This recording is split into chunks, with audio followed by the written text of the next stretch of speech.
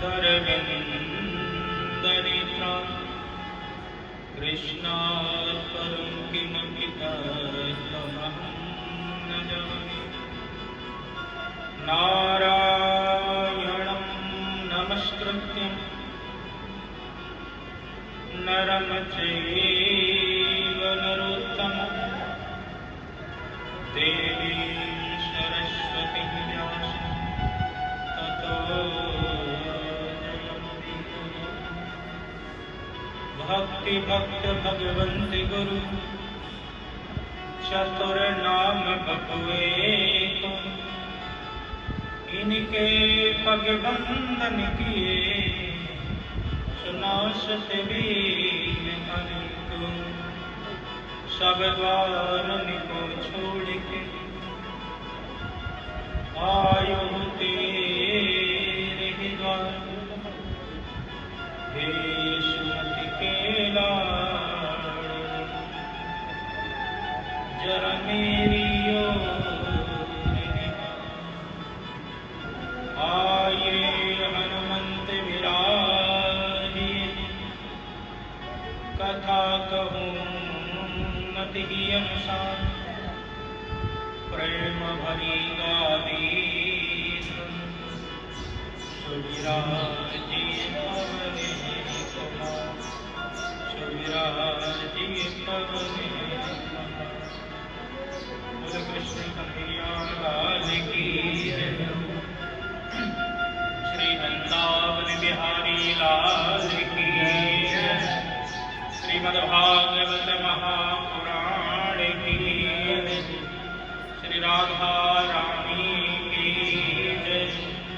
पूज्य चरण श्री सद्गुरुदेव स्वामी गीतानंद जी महाराज की, परम पूज्य स्वामी श्री अवशेषानंद जी महाराज की जय। सभी देवी देवताओं की जय, सभी संत महापुरुषों की जय, सभी भगवत जनों की जय। जय श्री राम जय जय श्री राम जय जय श्री राम।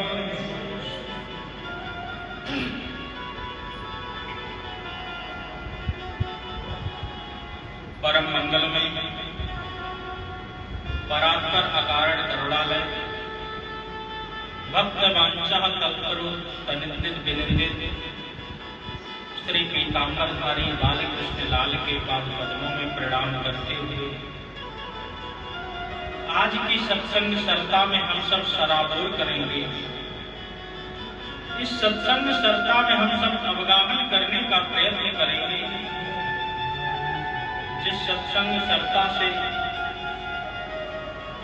प्रत्येक जीव को परम शांति एवं सब प्रकार से मंगल प्राप्त होता है। तो आइए किस प्रकार से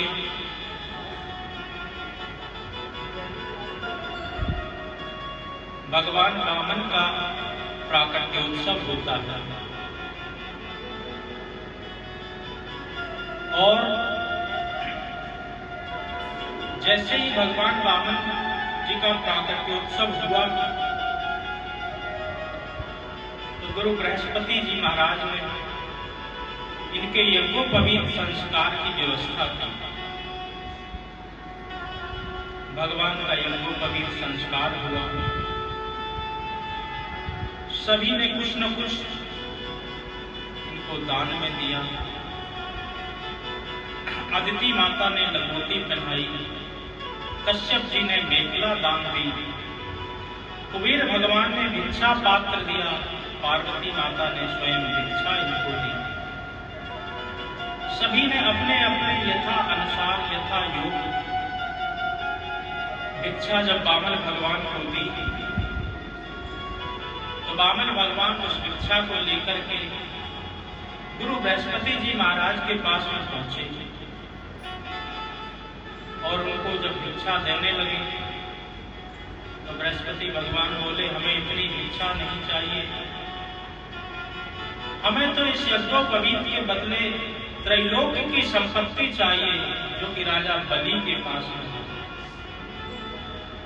वहां जाओ, जाकर के लेके आओ। वामन भगवान आज बलि के द्वारे पर पहुंचे। बलि तो देख करके प्रसन्न हो गया महाराज। उसको लगा साक्षात उसके करोड़ों जन्मों के पुण्य उदय हो गए हों। आज इस प्रकार से ब्राह्मण के रूप में एक तेज प्रकट हुआ। हाथ जोड़ करके प्रार्थना करने लगा। स्वागतम ते नमस्तुभ्यं ब्रह्मानिक करवासमि ब्रह्मर्षीणां तपः साक्षात् मन में त्वं वायुपुरधम। स्वागतम ते नमस्तुभ्यं, आपका सुस्वागत है। आज न जाने हमारे कितने जन्मों के पुण्य उदय हो गए हैं जो आज आप जैसे तेजस्वी ब्राह्मण के दर्शन हो। आप कुछ भी हमारी आज से इच्छा मांग लो, जो इच्छा हो वो आप मांग लो मुझसे। और यदि आपको निसंकोच, यदि आपको किसी बात की संकोच हो रही हो तो आप संकोच बिल्कुल नहीं करें। जो कुछ आप चाहेंगे वो मैं देने में समर्थ हूं। भगवान ने कहा भैया मुझे तो कुछ भी नहीं चाहिए, मैं तो सिर्फ आपके दर्शन करने के लिए आ गया हूं। परंतु मुझे भी पता है कि मैं आपके द्वार पर आया हूं तो बिना दिए तो तुम मुझे जाने नहीं दोगे। इसलिए यदि देना ही चाहते हो तो केवल और केवल पदानि त्रीणि दैत्येन्द्र संपदानि ममत्वम्। यदि देना ही चाहते हो तो मुझे केवल और केवल 3 पग भूमि का दान दीजिए। बोले महाराज बातें तो आप बहुत बड़ी बड़ी ज्ञानी जैसी करते हैं, परंतु मांगने में तो आपको तो ठीक से मांगना भी नहीं आता है। 3 पग भूमि का आप क्या करेंगे जिसमें आपका एक रहने का स्थान भी नहीं बन सकता है। अरे राजन, अरे ब्राह्मण विप्रदेव, आप हमारे द्वार पर खड़े हैं तो आप कम से कम इतना तो मांग लो। हमारे यहाँ जो भी आता है, जो एक बार मांग लेता है उसको दोबारा मांगने की आवश्यकता ही नहीं पड़ती। इसलिए आप किसी प्रकार का संकोच न करें। भगवान ने कहा कि नहीं नहीं, हमको जितना चाहिए हम तो उतने में ही संतोष कर लेते हैं, अधिक हमको चाहिए नहीं। शुक्राचार्य वहीं पर बैठे थे, सोचने लगे हमने बड़े बड़े अष्टोत्तर करवाए, बड़े यज्ञ करवाए, इतना संतोषी ब्राह्मण तो आज तक नहीं देखा। जब टेढ़ी तिरछी नजर करके शुक्राचार्य जी ने देखा, भगवान समझ में कि शुक्राचार्य जी जरूर कोई न कोई गड़बड़ करेंगे, तो तुरंत कहा राजन देखो हमारे संध्या बंदन का समय हो रहा है, अगर आपको देना है तो जल्दी से संकल्प करिए और हमें भूमि दान दे दीजिए। राजा ने कहा महाराज हमारी तो नाक ही कट जाएगी, केवल और केवल 3 पग भूमि, वो भी संकल्प के द्वारा दी जाएगी। अरे आप चाहें तो जहां से वहीं से ले लें। भगवान ने कहा नहीं नहीं, हमें तो संकल्प के द्वारा ही भिक्षा चाहिए, ऐसी भिक्षा हम स्वीकार ही नहीं करते। कहा ठीक है महाराज। जैसे ही संकल्प लेने के लिए जल हाथ में लिया, तुरंत शुक्राचार्य जी ने आकर के हाथ पकड़ लिया। राजन ये तुम क्या करने जा रहे हो? महाराज हम तो संकल्प करने जा रहे हैं। अरे तुम इनको पहचानते हो, ये कौन है? बोले महाराज ये बामन जी हैं। बोले न ये 52 है न 53 है, मैंने अपनी योग शक्ति से पहचान लिया ये कौन है। एष वैरोचने साक्षात् भगवान विष्णुरव्ययः कश्यपश्चात् दिव्यजातो देवानां कार्य साधकः। मैंने अपने योग शक्ति से जान लिया है कि ये साक्षात श्रीमन नारायण ही है। विरोचन के घर में माता अदिति के गर्भ से इन्होंने जन्म लिया और देवताओं के कार्य को साधने के लिए आए। बोले लगे महाराज, अब तो मैंने संकल्प के लिए इनको वचन दे दिया है, अगर अब मैंने इनको भिक्षा नहीं दी तो मेरी कीर्ति में धूमिल हो जाएगी, मैं अपने पूर्वजों को क्या मुंह दिखाऊंगा। शुक्राचार्य ने बहुत समझाया कि देखो बेटा, कई जगह ऐसा होता है झूठ बोलने से भी पाप नहीं लगता है। तो ऐसी कुछ 5 जगह हैं जिनमें आप यदि झूठ भी बोल दो तो पाप नहीं लगेगा। स्त्रीषु नर्म विवाहे च प्रत्यर्थे प्राण संकटे गो ब्राह्मणे हिंसायां नान्तं जुगुप्सतम्। बेटा, स्त्रीषु नर्म विवाहे च, घर पर हो अगर पत्नी आपकी ज्यादा परेशान कर रही हो तो उसके सामने भी झूठ बोलने में कोई आपत्ति नहीं है।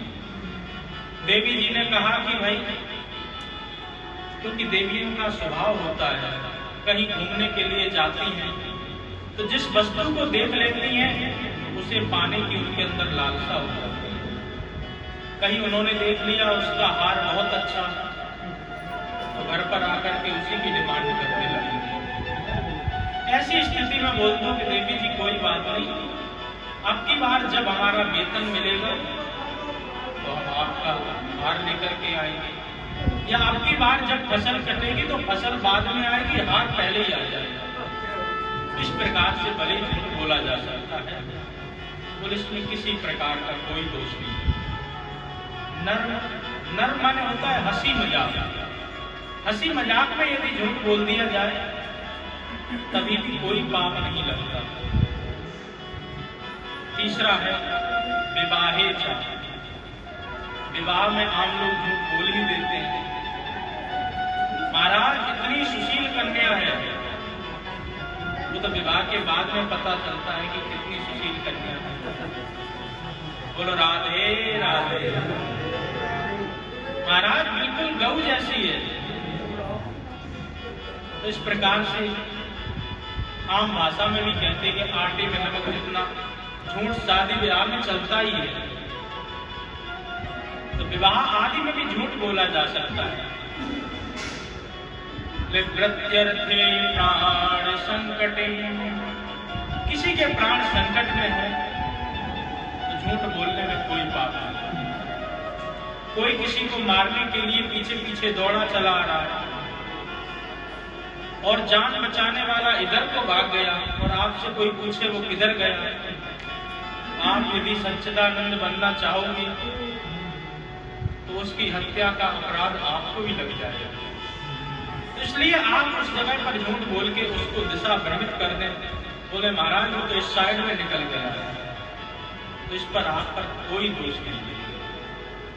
गो ब्राह्मणे हिंसायां, गाय और ब्राह्मण की जहां पर हिंसा हो रही है, यदि आपके झूठ बोलने से उनकी हिंसा टल सकती है तो नान्तं जुगुप्सतम्।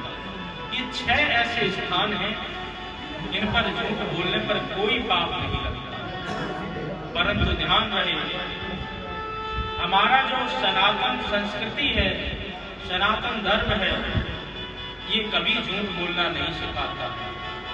सत्यम ब्रूयात् परम ब्रूयात् ना ब्रूयात् सत्यम प्रियम। सदा सत्य बोलो,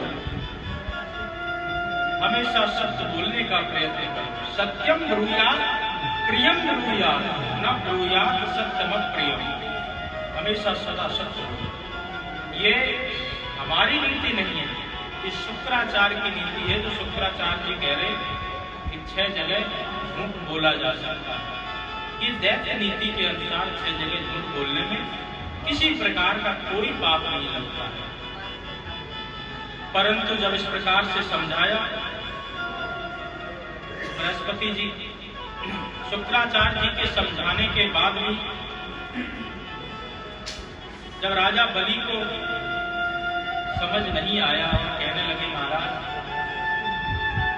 अगर मांगने वाले साक्षात भगवान ही खड़े हैं तो इससे बड़ा मेरा क्या सौभाग्य होता है।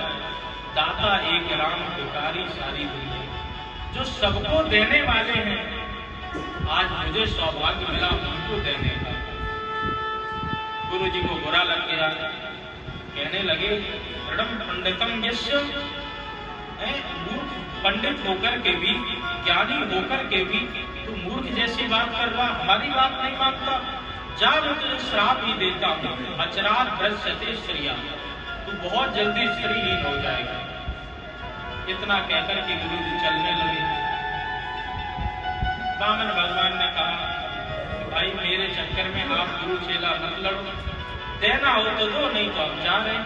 बोले नहीं नहीं महाराज, हम तो आपको देने के लिए वचनबद्ध हो चुके हैं, हम तो आपको भूमि दान देकर के ही रहेंगे। बोले बिल्कुल। तो तुरंत हाथ में जल लेने के लिए पात्र जैसे ही उठाया,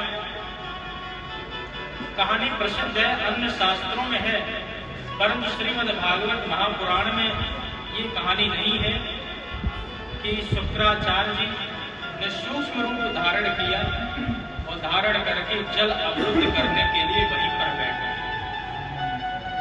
जैसे ही जल अवरुद्ध करने के लिए वहां पर बैठ गए, भगवान ने कहा राजन ये तुम्हारा पात्र कुछ पुराना सा हो गया है, लाओ इसको मैं अभी साफ कर देता हूँ। तो भगवान ने तुरंत एक कोसा अपने आसन में से निकाला और निकाल करके जैसे ही उस छिद्र में मारा तो मारते ही शुक्राचार्य की एक आंख गोविंदाय नमो नमः, एक आंख टूट गई। शुक्राचार्य जी सोचने लगे कोई दे रहा था कोई ले रहा था, हमने आंख वैसे ही अपनी गंवा दी। इस प्रकार से जब शुक्राचार्य की जब आंख चली गई तो भगवान ने राजा बलि के हाथ में जल चढ़वाया और एक ब्राह्मण ने वही संकल्प बोला ओम विष्णु विष्णु विष्णु श्रीमद्भगवतो महापुरुष इत्यादि करके बहुत बड़ा मंत्र बुलवाया और बुलवा करके जैसे ही जमीन पर छोड़ा, भगवान ने कहा कि राजा तुमने हमें अब संकल्प दे दिया है, अब तुम मेरा भूमि नापना देखो।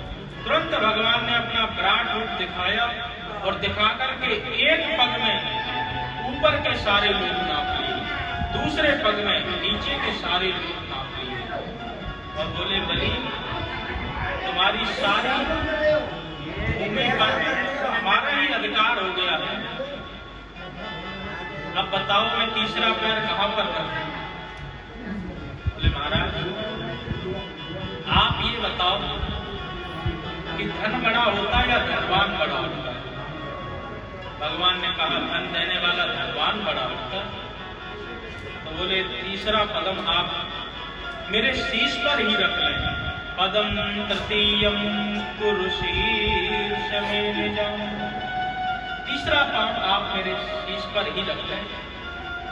तो जैसे ही भगवान ने तीसरा पांव बलि के शीश पर रखा तो बलि ने अपना सर्वस्व के साथ साथ अपने आप को भी दान कर दिया। उसी दिन से शब्द बना बलिदान, जो अपने आप को भी दान कर दे उसी को कहते हैं बलिदान। तो इस प्रकार से भगवान ने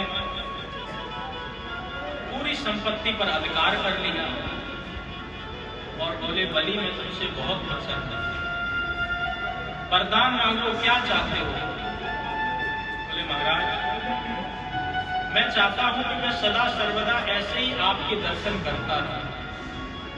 भगवान ने कहा ठीक है, अगले मनवंतर के तुम इंद्र बनोगे और उससे पूर्व तुम सुतल लोक के राजा बनोगे, वहीं पर जाकर के तुम राज्य करोगे और मैं तुम्हारे द्वारपाल के रूप में खड़ा रहूंगा, तो आते जाते मेरे दर्शन करते हैं। इस प्रकार से भगवान ने राजा बलि को बहुत ही अच्छी तरह वरदान दिया और बलि तुरंत भगवान के साथ में जाकर के पाताल लोक में प्रवेश कर गया। बोल वामन भगवान की जय। इस प्रकार से वामन भगवान ने समस्त संपदा ऐश्वर्य सभी गुरु बृहस्पति जी को दान दे दी और गुरु बृहस्पति जी ने तुरंत इंद्र आदि देवताओं में वही विकसित कर दी। देवताओं को भी पुनः राज्य मिल गया, देवता भी प्रसन्न हो गए। बलि भगवान के यहाँ पर वामन भगवान द्वारपाल बन करके खड़े थे। उधर नारद जी ने सूचना लक्ष्मी माता जी को दी जाकर के।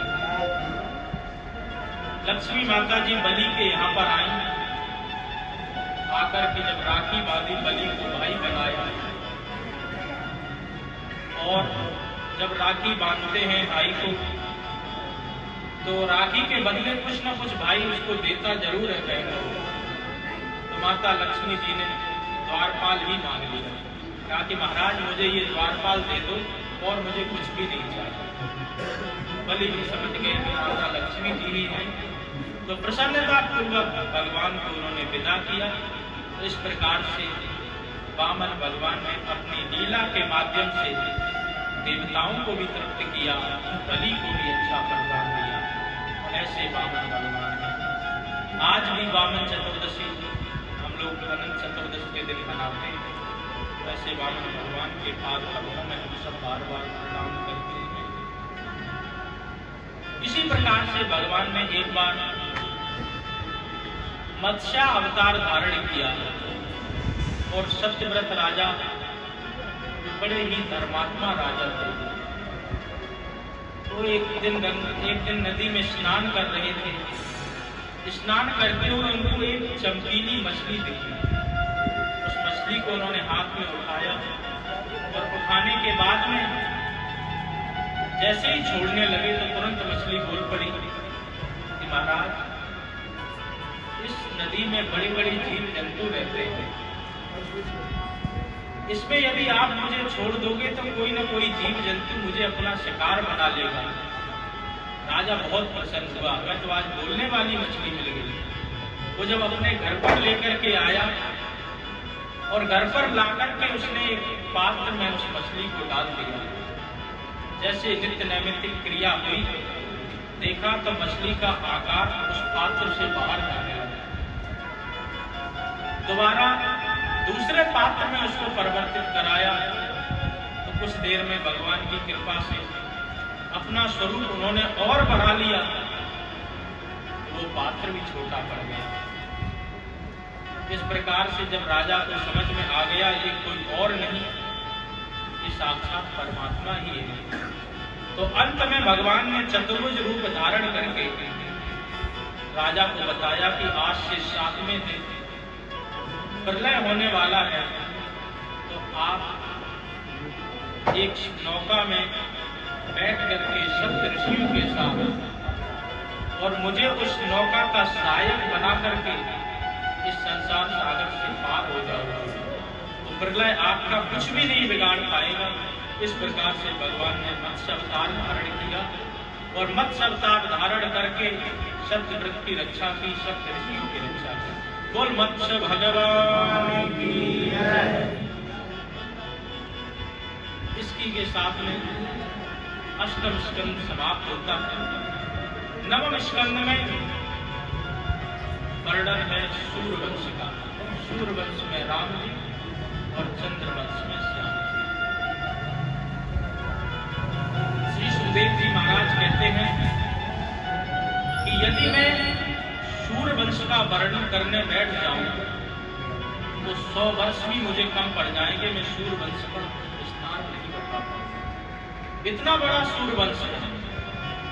न सपनते विस्तर तो वक्तुम वर्ष शतैरपि। 100 वर्ष भी हमको कम पड़ जाएंगे, तो इसलिए संक्षेप में सुनिए।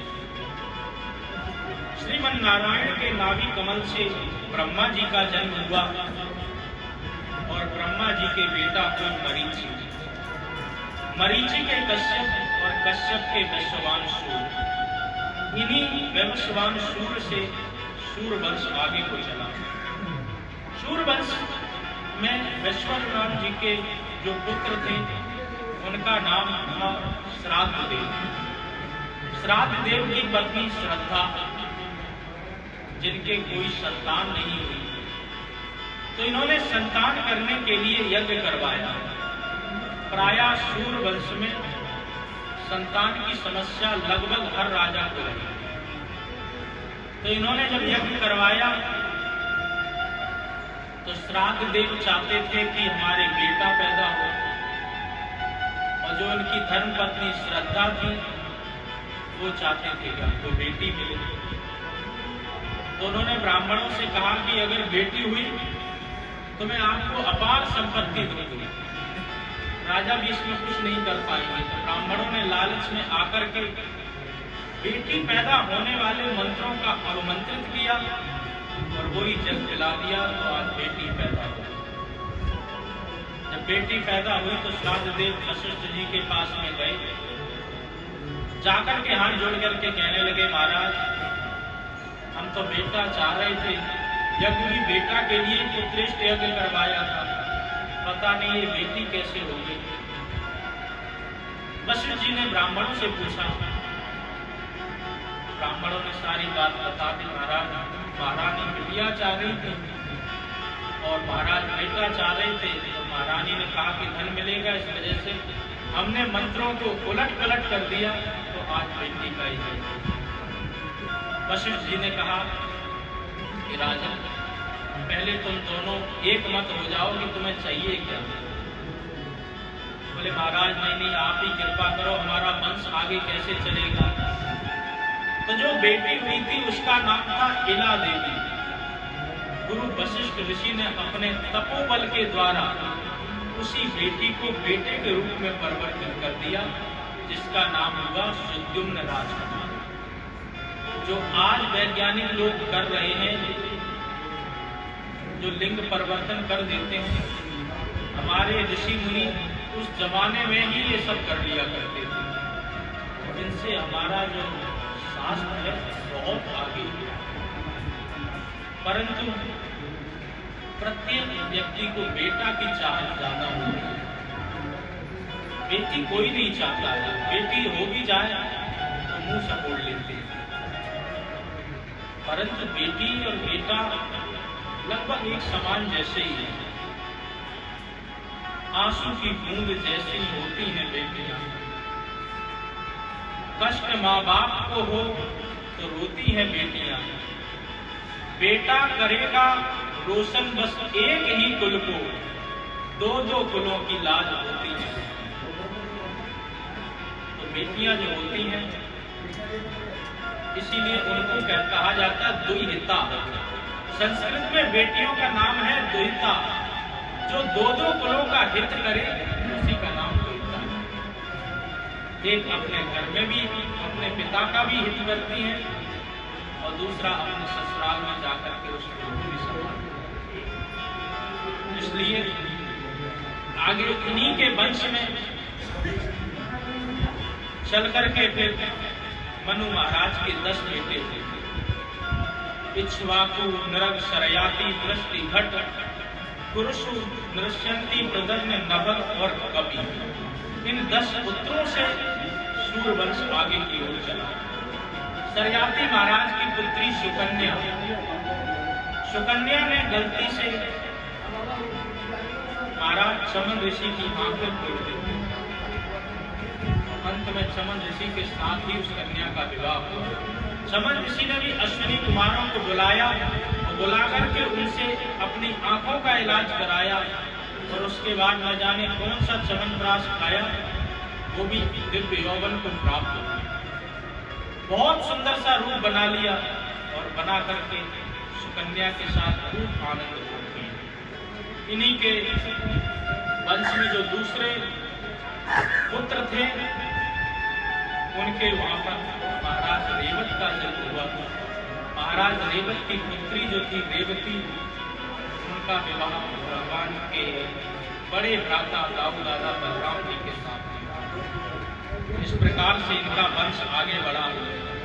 मनु महाराज के दूसरे पुत्र नवक के हुए नाभाग, और नाभाग के साक्षात परम भागवत अमरीश ऋषि ही प्रकट हुए। और परम भागवत अमरीश ऋषि कैसे हैं?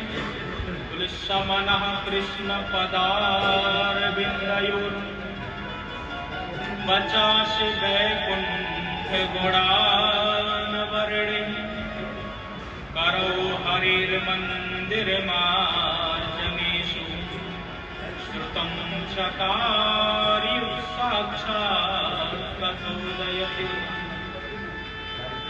बहुत परम भागवत, भगवान की सेवा किए बिना उनके मन को शांति ही नहीं। सम्राट होने के बाद भी कोई सेवक साथ में नहीं रखते थे। बोले करऊ हरेर मंदिर मार्जनेश, मंदिर में जो झाड़ू पोछा आदि का जो मार्जन है वो भी स्वयं ही किया करते थे। अष्टयाम सेवा किया करते थे। तो इस प्रकार से बहुत ही अच्छी तरह भगवान की सेवा में सदा परम लीन रहा करते थे। परम वैष्णव थे, एकादशी का व्रत ही रखा करते थे। एक दिन एकादशी का व्रत रखा और व्रत रखने के बाद में दूसरे दिन द्वादशी के दिन जैसे ही व्रत पारायण करने के लिए जल को हाथ में लिया तो कहीं से दुर्वासा ऋषि आ गए। जब दुर्वासा ऋषि आए तो आकर के कहने लगे, राजा क्या कर रहे हो? बोले महाराज हम तो सच एकादशी का पारायण करने जा रहे थे, अहो भाग्य हमारे कि आपके आज दर्शन हो गए। तो कहा कि ठीक है, आप आ गए तो आप ही मेरा पारायण करवा दो। बोले कोई बात नहीं, अभी हम जाते हैं और तुरंत संध्या बंदन करके पुनः वापस आ जाते हैं, तब तुम्हारा पारायण करवाते हैं। अब दुर्वासा ऋषि जी यमुना स्नान करने के लिए चले गए। इधर अम्बरीश महाराज विचार करने लगे कि धीरे धीरे तिथि भी बीती जा रही है और तिथि बीत गई और मैंने पारायण नहीं कर पाया तो इसका भी मुझे दोष लगेगा। तो भगवान का चरणोदक लेकर के उन्होंने अपने व्रत का पारायण किया। जैसे ही पारायण किया, पारायण करने के बाद में दुर्वासा ऋषि आ गए और दुर्वासा ऋषि को पता चला कि मैं इनके राज्य में आया हूं और मुझसे पहले ही इन्होंने अपने व्रत का पारायण कर लिया। बहुत क्रोधित हुए। यो मामिति माया अतिथ्येन निमंत्र चा अदित्वा भुक्त वासुस्ते सद्यो दर्शनये फलम। मुझ जैसे अतिथि को बुला करके और मुझे पवाए बिना पहले ही तुमने पा लिया। अब तुमने इससे मेरा अपमान किया, इसका तुम्हें मजा मैं अभी चखाता। तुरंत एक जटा उखाड़ी और उखाड़ करके जैसे ही पत्थर पर पड़ती तो कृत्या राक्षसी प्रकट हो गई। कृत्या राक्षसी जैसे ही महाराज अम्बरीश को उठाने के लिए दौड़ी तो तुरंत भगवान का सुदर्शन चक्र वहां पर प्रकट हुआ और कृत्या को भस्म किया। भस्म करने के साथ साथ दुर्वासा ऋषि के पीछे लग गया। दुर्वासा ऋषि दौड़ते दौड़ते ब्रह्मा जी के पास में पहुंचे थे। ब्रह्मा जी ने कहा कि इससे तो हम भी रक्षा नहीं कर सकते। शिव जी के पास में पहुंचे तो शिव जी के पास में पहुंच करके जब यही सारी बात बताई तो कहा कि इनसे तो तुम्हारी वही रक्षा कर सकते जिनका ये चक्र है। जैसे तैसे दौड़ करके भगवान श्री नारायण जी के पास में पहुंचे।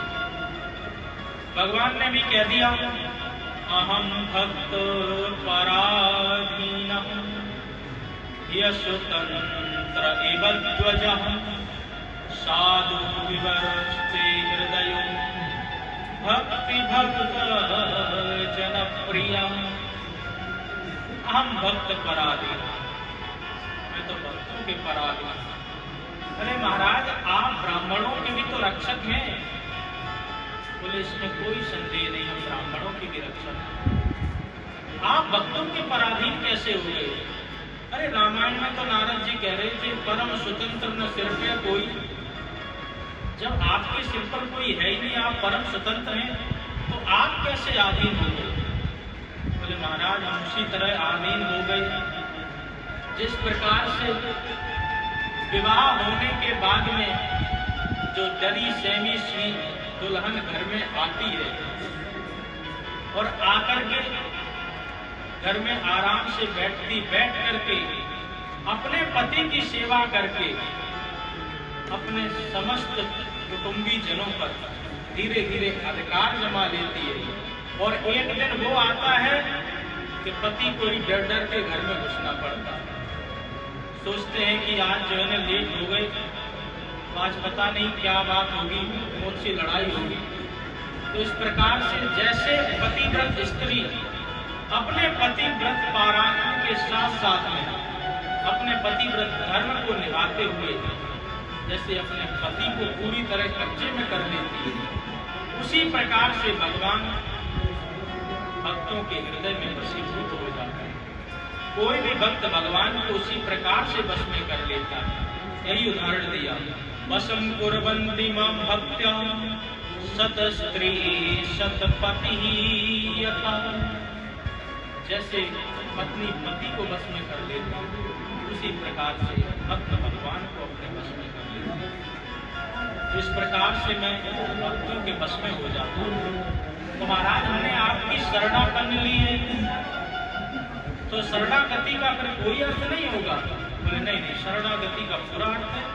हम तुम्हें उपाय बता देते हैं।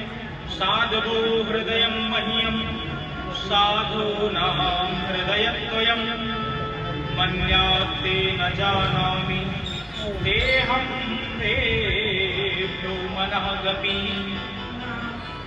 बोले आपने मेरी शरणागति ग्रहण की है, तो इसका हम आपको एक उपाय बता देते हैं।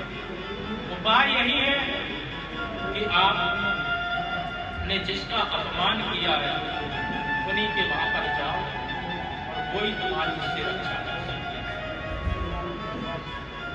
तो दौड़ते दौड़ते दुर्वासा ऋषि आगे आगे दुर्वासा ऋषि दौड़ रहे, पीछे पीछे चक्र चलता जा रहा है। पूरे 1 वर्ष तक ऐसे घूमते रहे और अंत में जाकर के उन्हीं राजा अम्बरीश जी के चरणों में उनको गिरना पड़ा। अम्बरीश जी ने भी कहा महाराज कैसी उठती गंगा बहा रहे हो? बोले बातें बाद में होंगी, पहले इस चक्र को रोको। तो सबसे पहले अम्बरीश महाराज ने कहा कि मैंने आज तक जितनी तपस्या की हो वो सब मेरी तपस्या ये सुदर्शन चक्र ले ले, परंतु मेरे सामने किसी ब्राह्मण का पद न हो। यदि नो भगवान प्रीति एका सर्वगुणाश्रयः सर्वभूतात्म भावेन तुजो भवतु विज्वरः। मेरी समस्त भक्ति को सुदर्शन चक्र स्वीकार कर ले, परंतु ब्राह्मण का वध नहीं करे। परंतु उसके बाद भी चक्र नहीं रुका। तब उसके बाद में परीक्षित महाराज जी ने, अम्बरीश महाराज जी ने स्वयं भगवान का ही नाम लेकर के जब उनकी शपथ ली, तब सुदर्शन चक्र शांत हो गया। हाथ जोड़ करके दुर्वासा ऋषि भी कहने लगे, अहो अनंत दासानां महात्मं दृष्टमद्यमे। आज मैं भगवान के दासों का महत्व जान चुका हूं कि भगवान के जो अनन्य भक्त होते हैं, जो दास होते हैं, उनकी रक्षा के लिए भगवान सदा सर्वदा उनके पीछे पीछे दौड़ते हैं। ऐसे परम भागवत अम्बरीश जी महाराज की रक्षा आज भगवान ने की और रक्षा के माध्यम से सबको संदेश भी दे दिया कि भक्तों का जो भी अपराध करेगा, वो चाहे ब्राह्मण हो, क्षत्रिय हो, वैश्य हो, कोई भी हो, वो छोड़ा जाता है। इस प्रकार से भगवान ने आज अम्बरीश जी महाराज की रक्षा की और दुर्वासा ऋषि को भी संदेश दे दिया। बोल भक्त वत्सल भगवान की जय। आगे सूर्यवंश किस प्रकार से बढ़ा, इसकी चर्चा कल हम ठीक समय पर करेंगे, क्योंकि आज भंडारा भी है तो आप सबके भोजन का भी समय हो रहा है, भोग आदि का। प्रबंध भी करना पड़ेगा। तो इसलिए आज मैं अपनी वाणी को यही विराम देता हूँ। बोल बांके